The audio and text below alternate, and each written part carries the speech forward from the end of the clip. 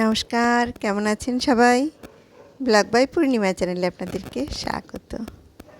এখন বাজে সকাল 7টা। সকালে চা খেয়ে নিয়েছি। চা খেয়ে এখন জলখাবারের জন্য সমস্ত কিছু রেডি করছি। আজ আবার একটু বেরোবো ছেলেকে নিয়ে। পুজো তো আর বেশি দিন নেই, অল্প কিছু দিন বাকি, পুজো এসেই গেছে প্রায় বলতে গেলে। তো এখনও ছেলের মেয়ের কিছু কেনাকাটি কিছুই হয়নি।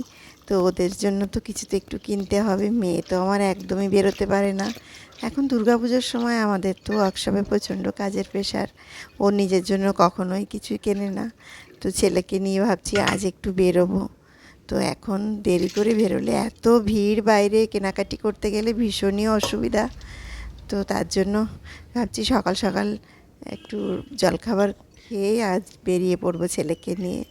তো সব একটু রেডি করে নিচ্ছি জলদি জলদি। তো এখন সকালে করে নিলাম। আর এই যে দেখুন, আমি এই যে চাল ধোয়া জল, ডাল ধোয়া জলগুলো কিছুই ফেলি না। এগুলো আমি এই যে ছোটো ছোটো যে গাছগুলো দেখছেন, এই গাছগুলোতে দিই। আর এই শুধু প্লেন জল না দিয়ে এই জলটা দিলে গাছেরও একটা খাবার পেয়ে যায়, আর আমারও জলটা ফেলা যায় না। দিয়ে দিলাম সব খাবারগুলো রেডি করে নিই। ছেলে মেয়ে এখন ঘুম থেকে উঠে পড়বে। তো মেয়ের জন্য একটু দুধের মধ্যে আমড়াটা গুলে নিই। তো আজ দেখছি সকাল থেকেই রোদ উঠেছে। আজ কদিন আবার প্রচণ্ড গরম দিয়েছে।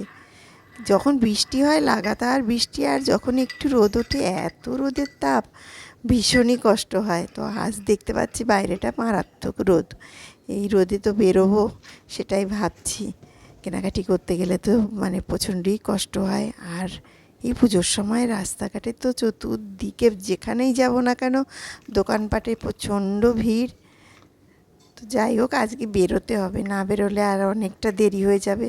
যার জন্যই ভাবছি বিকালের দিকে আর বেরোবো না, সকালের দিকটাই জলখাবার খেয়েই বেরিয়ে যাব। তো এখন সমস্ত খাবার একটু রেডি করেই ছেলে ঘুমোচ্ছে, এখনও ওঠেনি, ওকে তুলবো। ছেলেকে তুলে স্নান করে জলখাবার খেয়েই বেরিয়ে পড়বো। দুপুরের খাবার হয়তো বাইরেই খেয়ে নেবো আজ। তো নিচে আমার সমস্ত স্টাফরা প্রায় এসেও গেছে। এখন তো পুজোর টাইম, সব তাড়াতাড়ি কাজে চলে আসে। ওদের জন্য একটু চা করে নিলাম, একটু চা খেয়ে নেবে এখন। আর সকালের ছোলার ডাল আর রুটি করব। আর লুচি আর এই গরমে খেতে ভালো লাগে না, রুটিটাই খেতে, আর একটু ফল কাটবো।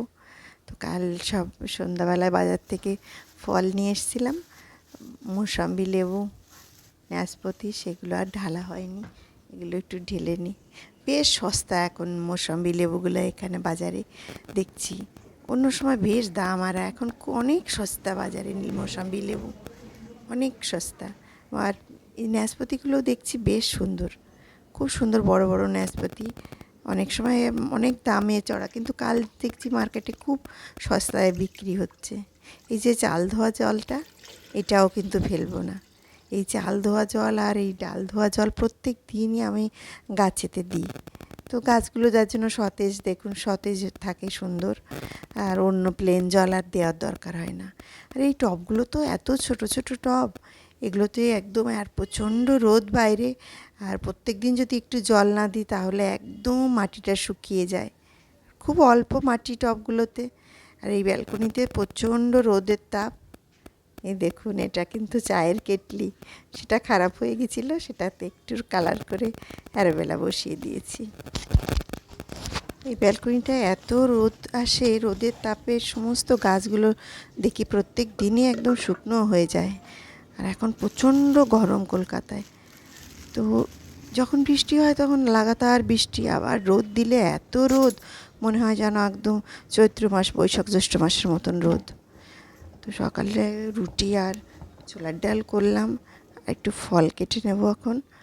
আর এই যে এটা দেখুন, আমার গাছের চাল কুমড়ো, ছোট্ট চাল কুমড়ো, একদম কচি চাল কুমড়ো। তো আমরা সবসময় সবজি খাই, আর এটা বেগুনের মতন মানে ফ্রাই করলে কিন্তু বেশ ভালো লাগে। চাকচাক করে কেটে নেব গোল গোল করে, আর কেটে এটাকে ফ্রাই করব, আর গরম গরম খেতে বেশ ভালো লাগে।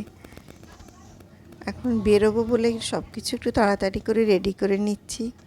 ছেলে মেয়েকেও ঘুম থেকে এখন তুলবো, ওরাও ঘুম থেকে একটু পরেই উঠে পড়বে। স্নান করে একদম জলদি জলদি এখন ছেলে ওঠার পরে জলদি জলদি বেরিয়ে যাব। তো আজকের মতন ব্লগটা আমি এখানেই শেষ করছি। সুস্থ থাকবেন, ভালো থাকবেন। আমার ব্লগটি ভালো লেগে থাকলে প্লিজ একটি লাইক কমেন্ট করে আমার চ্যানেলটি সাবস্ক্রাইব করবেন, সঙ্গে থাকবেন। বাই।